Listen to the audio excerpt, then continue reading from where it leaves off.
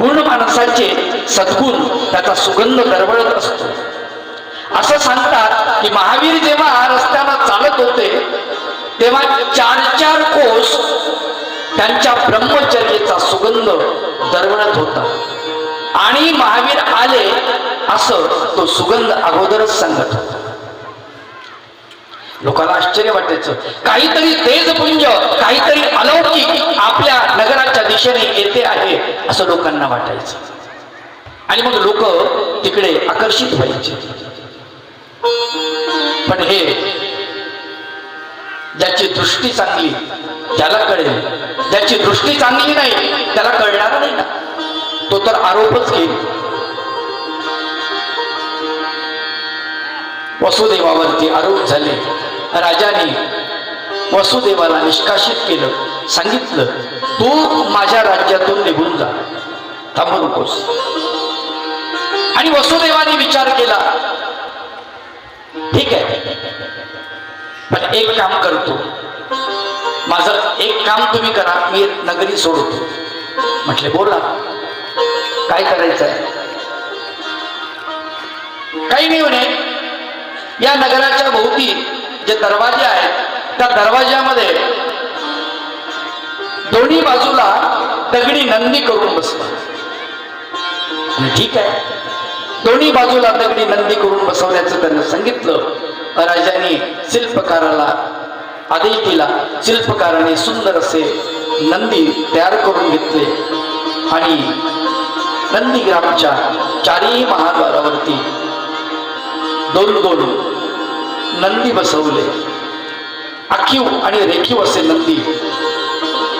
त्या नगरातल्या गायी नगराच्या बाहेर जायच्या, नगरामध्ये प्रवेश करायच्या तेव्हा त्या दगडी मंदिर त्या नंदीकडे बघायच्या, आकर्षित व्हायच्या आणि त्या गायींना त्या नंदीसारखेच, त्या दगडी नंदीसारखेच पुत्र व्हायला लागले. आणि त्याच्या अगोदरच वसुदेवाने मात्र त्या नंदीग्राम या नगरातून आपला मुक्काम हलवला आणि वसुदेव उत्तर भारतामध्ये निघून गेले, दूर देशी निघून गेले. उत्तर भारतात जाण्याचं कारण, उत्तर भारतामध्ये गोकुळ आणि नंदीग्राम यांचा व्यवहार होता. नंद बाबा वसुदेवाचे मित्र, वसुदेवाचं आणि नंद बाबांचं सख्यत्व. तिकडच्या गायी इकडे देवाणघेवाण व्हायची, इकडच्या गायी तिकडे देवाणघेवाण व्हायची. अशा प्रकारे गायीचं आदान प्रदान व्हायचं संपूर्ण भारतामध्ये. त्या काळामध्ये एकट्या गोकुळामध्ये 9 लाख गायी असल्याचा उल्लेख आलेला आहे. 9 लाख. गोवर्धन नावाचा एक आरतीच्या संग्रहामधला गोवर्धन नावाचं एक प्रकरण आहे, फार सुंदर. त्याच्यामध्ये ते वर्णन आलेलं आहे.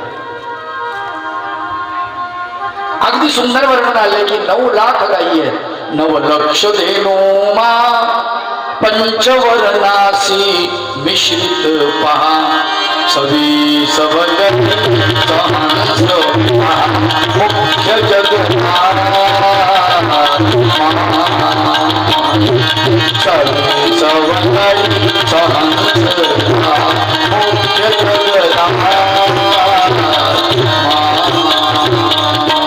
नवलक्ष धेनु महा पंचवर्णासी मिश्रित पहा, सवी सवंगडी सहस्रता मुख्य जगदात्मा. 10,000 सवंगडी आहेत भगवान गोपाल कृष्णाचे आणि त्याच्यामध्ये जगाचे आत्मा भगवान गोपाल कृष्ण हे मुख्य आहेत. 9 लाख गायी आहेत, 5 रंगाच्या गायी आहेत. किती मोठं गोधन असेल एकट्या गोकुळामध्ये. आणि म्हणून परब्रह्म परमेश्वराला भगवान गोपाल कृष्णाला गोपाल हे विरोध लागलेला आहे. गोपाल, गोपाल म्हणजे गायीचं रक्षण करणारा. काय उपाधी आहे हो, आणि देवाला ती आवडते. गोपाल ही उपाधी देवाला आवडते, गायीचं रक्षण करणारा म्हणून गोपाल. दुसरं गोनाम इंद्रिय, इंद्रियांचा पालन करणारा, इंद्रियांना ताब्यात ठेवणारा.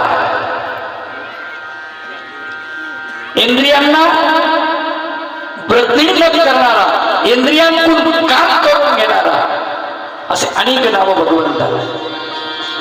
गुडाकेश असं श्रीमद भगवद्गीतेमध्ये फार सुंदर नाव आले भगवान गोपाल कृष्णाचं. गुडाक म्हणजे निद्रा आणि ईश म्हणजे त्याचा मालक. 18 दिवस रणांगणामध्ये भगवान गोपाल कृष्ण झोपलेले नाही. निद्राच नाही भगवंताला. दिवसा युद्ध करायचं आणि रात्री खलबत करायची. काय करायचंय, कसं करायचंय, उद्याचं नियोजन. असा भगवान. निद्रा ज्याने जिंकलेली आहे, निद्रेवर ज्याने विजय मिळवलेला, त्याला गुडाकेश असं म्हटलं. म्हणून गोकुळाकडे वसुदेव बाबा निघाले आणि इकडे मात्र जेव्हा गायींना तशीच गोरे व्हायला लागली तेव्हा लोक म्हटले आपला राजपुत्र खूप चांगला आहे, सज्जन सत्शील असलेला राजपुत्र, आपण आपल्या राजपुत्राला गमावलं. असंच होतं. साप निघून जातो आणि माणसं पटपटीला टोले मारत असतात. असंच होतं. एखादा चांगला माणूस निघून जातो आणि मग त्या माणसाचं गुणगान सुरू होतं. असंच होतं. अगोदर हयातीमध्ये त्या माणसाची कधी स्तुती करत नाही माणूस. जोपर्यंत जिवंत आहे तोपर्यंत त्या माणसाला कधी आपण किंमत देत नाही. आणि जेव्हा तो आपल्यातून निघून जातो तेव्हा मात्र आपण त्याचे गोडवे गायला सुरुवात करतो. पण आता उपयोग नसतो. शूरसेन राजाचा सत्शील पुत्र हा महाराष्ट्राने गमवलेला आहे आता. आणि आता मात्र आम्ही असं सुद्धा म्हणू शकत नाही कृष्ण आमचा आहे, आमच्या महाराष्ट्राचा आहे. बरोबर आहे की नाही? नाही म्हणू शकत. का? आम्ही आमचा हक्क सोडला. आमच्या भगवंताचे माता आणि पिता यांना आम्ही महाराष्ट्रातून घालवून दिलं, काढून दिलं, नाही का? आणि गोकुळामध्ये तिथे ते राहायला लागले. अलीकडे गोकुळ आणि पलीकडे मथुरा. मथुरा ही राजधानी, गोकुळ उपनगर. गोकुळामध्ये दहा दुधाचा उचंबळ हे सगळं दही दूध मथुरेला जात असे. राहायला वसुदेव गोकुळामध्ये थांबलेले आहे. आणि त्या पलीकडे राजधानी असलेलं उग्रसेनाची जी राजधानी मथुरा, या उग्रसेनाच्या राजधानीमध्ये कंसानं उग्रसेनाला बंदीखान्यात टाकलं, बंदीशाळेत टाकलं आणि राज्यगादी आपल्या हातामध्ये घेतली, राज्यकारभार आपल्या हातामध्ये घेतला. खर तर कंस म्हणजे आधुनिक औरंगजेब आहे असं मला वाटतं. औरंगजेबाने असंच केलं होतं. बापाला कारागृहामध्ये टाकलं, भावाचं मुंडक उडवलं आणि बापाला परातीमध्ये भेट पाठवलं. त्याच पंक्तीचा असलेला हा कंस, त्या कंसानं पित्याला कारागृहामध्ये टाकलं, राज्य आपल्या ताब्यामध्ये घेतलं, स्वतःला राज्याभिषेक करून घेतला, राज्यगादीवर बसला आणि नाच गाणं वगैरे ऐकणं सुरू झालं. छंदी फंदी बनलेला. माणसामध्ये सत्ता संपत्ती ही आली की माणसाचं काहीच खरं नाही. सुभाषितकार फार सुंदर वर्णन करतात. यौवनम धनसंपत्ती प्रभुत्वम अविवेकता एकमप्यनर्थाय किं यत्र चतुष्टय. यौवनम तारुण्य अत्यंत घातक, धनसंपत्ती संपत्ती पैसा माणसाकडे असला की माणसाला वाईट विचार सुचायला वेळ लागत नाही. प्रभुत्व सत्ता आणि अविवेकता अविचारीपणा, या चार गोष्टी जर म्हणल्या एकत्रित आले तर काय होईल? का एक अनर्थाय, एक गोष्ट अनर्थाला कारणीभूत आहे. तारुण्यच अनर्थाला कारणीभूत आहे. कबीरदास म्हणतात, भला बिचारा बचपन, काय चांगले भले, कुठे उभं राहा, काही अडचण नाही, बाजारात उभं राहा, बायात उभं राहा, माणसात उभं राहा, म्हाताऱ्यात उभं राहा, तरण्यात उभं राहा, काही त्रास नाही. आहे काही त्रास? जसा माणूस तरुण व्हायला लागतो, आग लगे इस जवानी को जहां खडे वहां पाप म्हणले. आग लागू म्हणले या जवानीला, जिथे उभं राहिलं तिथं पाप. तरुण माणूस जर कोणासोबत बोलत असेल, काहीतरी असेल बा, शंका निर्माण होते. काहीतरी काही नसेल तरी सुद्धा शंका निर्माण होते. का? तारुण्य त्याला कारणीभूत आहे. यौवनम. दुसरी गोष्ट, धनसंपत्ती. संपत्ती माणसाकडे आली की माणसाचं वाईट पाऊल कधी पडेल हे सांगता येत.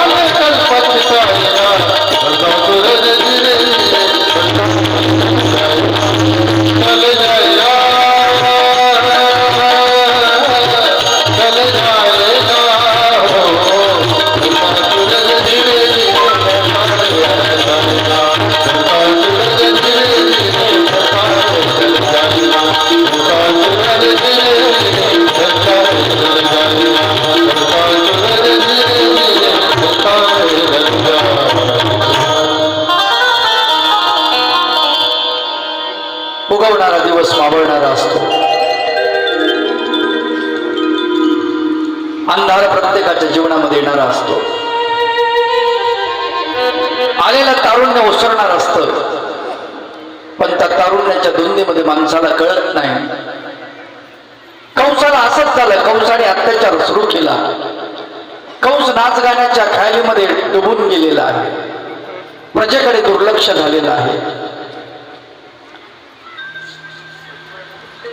संपत्ती आली, तारुण्य, धनसंपत्ती, सत्ता ताब्यामध्ये आली आणि अविचारीपणा तर होताच.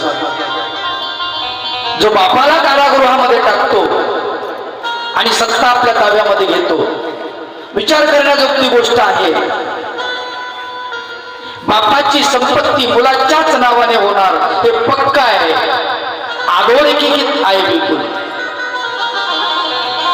पण मुलांना थोडाही धीर नाही. आजही मुलं असेच चाललेले आहेत. आमच्याकडे समृद्धी नावाचा रोड गेला. या समृद्धी महामार्गाचे खूप पैसे आले, भरपूर पैसे आले शेतकरी बांधवांना. जी माणसं रोजमजुरी करणारी होती शेतांमध्ये, 2-3 एकर जमीन, त्यातलं अर्धा पाऊण एकर जरी गेलं तरी पैसा भरपूर आला. आणि ते नाही, पण त्यांची मुलं बिघडायला लागली. वातावरण पूर्ण खराब झालेलं आहे त्या पैशामुळे.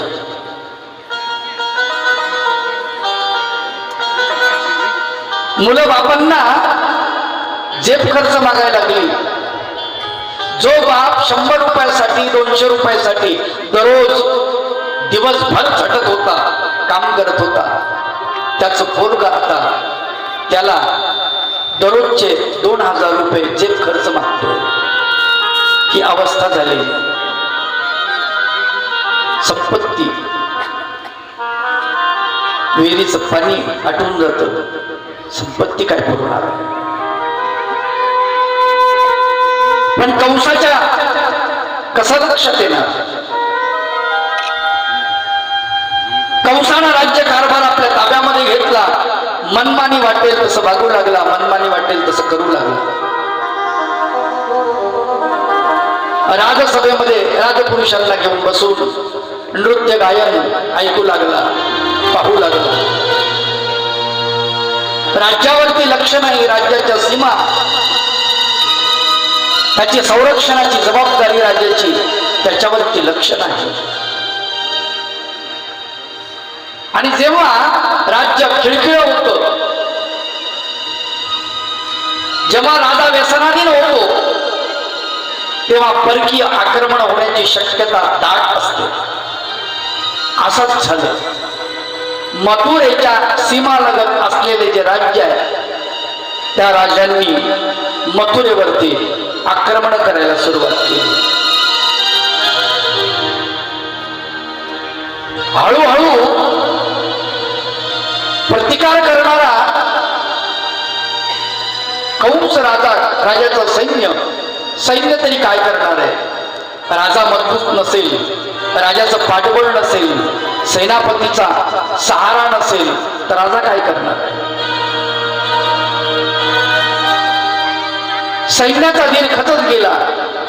आक्रमण वाढत गेली, वारंवार होत गेली. 7 दिवसात, 8 दिवसात, 4 दिवसात आक्रमण वाढू लागली. अखेर मथुरेला अखंड वेढा टाकला शत्रू सैन्याने आणि मथुरेच्या सैन्याची दाणादाण व्हायला लागली. जेव्हा ही गोष्ट गोकुळामध्ये वसुदेवाला कळली, वसुदेव हा लढवय्या होता आणि विचार केला, त्या राज्यामध्ये आपण राहतो त्याच्यावर जर परकीय आक्रमण झालं आणि ते राज्य जर हस्तांतरित झालं तर प्रजा ही विस्कळीत होते. प्रजेला जीवन जगण्यासाठी, पुन्हा घडी बसण्यासाठी खूप वेळ लागतो, खूप त्रास होतो. त्यापेक्षा आहे हा राजा ठीक आहे असं म्हणून मथुरेच्या त्या आक्रमणाचा प्रतिकार करण्यासाठी स्वतः युद्धामध्ये वसुदेव पडलेले, हातामध्ये शस्त्र घेतलं आणि वसुदेवाने मथुरेच्या त्या युद्धामध्ये उडी घेतलेली आहे. सैन्याची दाणादाण पाहून सेनापतीची पिछेहाट बघून वसुदेवाने त्या सैन्यामध्ये जोश भरला. सांगितलं परकीय आक्रमण जर झालं आणि आपला देश जर परकीयांच्या ताब्यामध्ये गेला, आपलं जीणं मुश्किल होऊन जाईल, आपल्याला जगणं मुश्किल होऊन जाईल, आपल्याला पळताभुई थोडी होईल, आपल्याला खाता येणार नाही. लक्षात घ्या. पण आपलं रक्षण आपल्याला करावं लागेल. स्वतःचं, कुटुंबाचं, धर्माचं, आपल्या समाजाचं, आपल्या संस्कृतीचं रक्षण करण्याची जबाबदारी आपली आहे. त्या सैन्यांमध्ये जाऊन त्यांनी उत्साह भरला आणि सैन्याला लढायला प्रवृत्त केलं. सैन्य शत्रू सैन्यावरती तुटून पडलं आणि घनघोर असं युद्ध सुरू झालं आणि त्या युद्धामध्ये वसुदेवाने विजय मिळवले. मथुरेचं सैन्य केवळ आणि केवळ वसुदेवाच्या पाठबळामुळे आणि पराक्रमामुळे, त्याच्या बोलण्यामुळे, त्याच्या समुपदेशामुळे सर्व सैन्य हे जिंकलेलं आहे. आणि कंसालाही आनंद झाला. तो म्हणाला, अरे वा, फार छान झालं. गुढ्या तोरणं उभारलेली आहेत मथुरेमध्ये आणि कंसाने वसुदेवाला बोलवलं. वसुदेवाचा सत्कार केला, फुलमाळा घातल्या, भरजरी अलंकार त्याला समर्पित केले, नजराणा समर्पित केला. एवढ्या सगळ्यावर तो थांबला नाही, तर त्याला विनंती केली की माझी एक बहीण आहे, त्या बहिणीचा तुम्ही स्वीकार करा. काय नाव आहे तुमच्या बहिणीचं? मला एक बहीण आहे आणि ती बहीण मी तुम्हाला देण्यासाठी उतावीळ झालो आहे, जिचं नाव देवकी. देवकी म्हणजे देखणी, अप्रतिम, सुंदर, लावण्यवती अशी ही देवकी. या देवकीला वसुदेवाला देण्याचा मानस कंसाने बोलून दाखवला. नंद बाबाला आनंद झाला. बरं झालं, आतापर्यंत वसुदेव माझा मित्र होता, आता माझ्या जवळच्या माझ्या राजाचा तो बहीण जावई होणार. फार चांगली गोष्ट आहे. पत्रिका छापल्या गेल्या, मुहूर्त काढल्या गेलं, गावोगावी मुहूर्त काढून पत्रिका पाठवल्या. सगळ्या राज्यामध्ये पत्रिका पाठवलेल्या आहेत. वसुदेव आणि देवकी यांचं लग्न ठरलेलं आहे. पार सूरसेन राजापर्यंत, नंदीग्रामपर्यंत पत्रिका आल्या, निमंत्रण आलेली आहे. आणि वसुदेवाचं लग्न थाटामाटामध्ये करण्याचं ठरवलं. असा सूरवीर बहीण जावई कुणाला नको आहे. कंसाला प्रचंड आनंद झालेला आणि कंसाने सगळी जय्यत तयारी केली. मथुरेमध्ये भव्य असा मंडप उभारला आणि त्या मंडपामध्ये सुंदर अशा प्रकारची सजावट केलेली, फुलांची सजावट केलेली, रांगोळ्या काढलेल्या आहेत, सडासमर्जन टाकलेले आहेत, गुढ्या उभारलेल्या आहेत, तोरण उभारलेली आहेत, तोरण बांधलेली आहेत. सगळी मथुरा नगरी नवरीसारखी नटून थटून सज्ज केलेली आहे. ब्राह्मणांना बोलवलेलं आहे, ऋषी महर्षींना बोलवलेलं आहे, सर्वांना निमंत्रण दिलेलं आहे. आणि सर्वांना निमंत्रण देऊन मुहूर्ताच्या दिवशी वसुदेव आणि देवकीचं लग्न करण्याचा घाट घातलेला आहे. लग्न 2 दिवसावर आलेलं आहे. 2 दिवसाच्या त्या लग्नाची तयारी जातीने कंस बघताय, सर्वांना सूचना देत आहेत. लाडक्या बहिणीचं लग्न आहे, मंडपात काय कमतरताय, स्वयंपाकघराकडे काय, इकडे काय, तिकडे काय, आलेल्या साधू सज्जनांचं स्वागत, सर्व अगदी व्यवस्थित जय्यत तयारी लग्नाची झालेली आहे. लग्नाचा दिवस उजाडलेला आहे. लग्न घटिका भरत आलेली आहे, वाद्यंत्री आलेले आहेत, सनई चौघडे मंगल वाद्य वगैरे सगळे सुरुवात झाली आहे, वाजताय. आणि मंडपामध्ये सर्व अतिथीगणांना बोलवलेला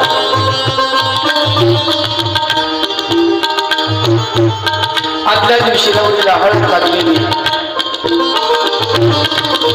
देवकीला हळद लावून सुंदर अशा प्रकारच्या मंडोळ्या बांधून वसुदेवालाही हळद लावलेली आहे, मंडोळ्या बांधलेल्या आहेत. हे वराड जे आलेलं आहे नदीच्या पलीकडून गोकुळामधून, आता वर पक्ष जो आहे, वर पक्षाची मंडळी ही गोकुळची, मधु पक्षाची मंडळी मथुरेची, अशा प्रकारे हा लग्नाचा घाट घातलेला.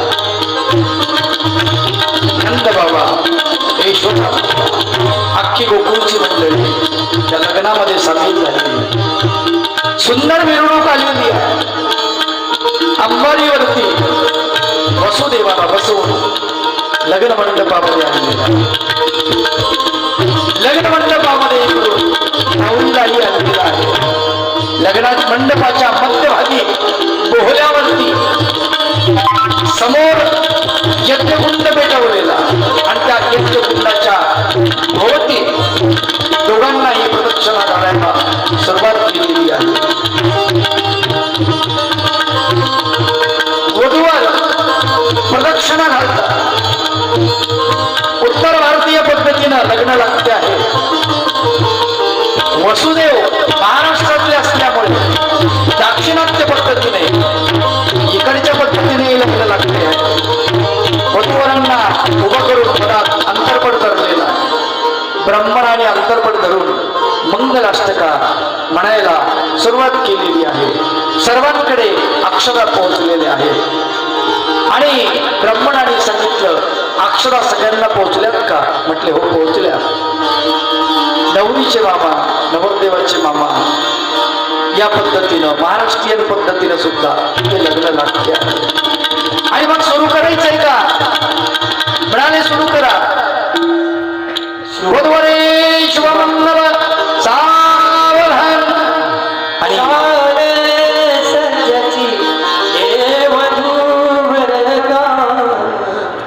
लग्नासया मंडपी आला सर्व समाज मोह धरुणी, करते मुरारी तपी देशाच्या घटका तुला स्मरण देतात उत्साहुनी, सुकीर्ती करण्या होई गृहस्थाश्रमी, राष्ट्राच्या सुख सोयीला मदतई, कार्यार्थ आहे तुला आहे तो गुरुदेव साय तुला, गोव्या सदा मंगल शुभमंगल सावधान.